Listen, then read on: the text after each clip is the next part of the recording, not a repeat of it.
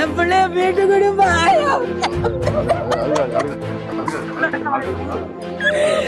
என் பிள்ளைய வீட்டு கொடுப்பா. என் பிள்ளைய வச்சு தப்பிக்கிறப்பா.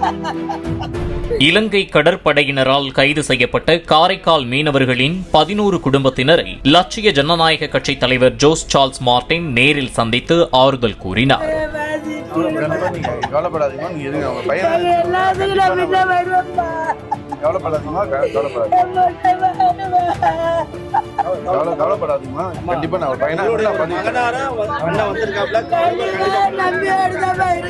இதனைத் தொடர்ந்து அவர்களின் குடும்பத்திற்கு தேவையான மளிகை பொருட்கள் மற்றும் 10,000 ரூபாய் நிதி உதவியை அவர் வழங்கினார். கைது செய்யப்பட்டுள்ள மீனவர்களை விரைவில் மீட்க சட்ட ரீதியான நடவடிக்கைகள் லட்சிய ஜனநாயக கட்சி சார்பில் மேற்கொள்ளப்படும் என அவர் உறுதியளித்தார்.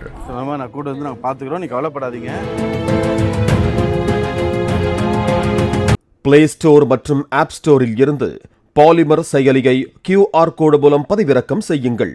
செய்திகளை உடனுக்குடன் பெறுங்கள்.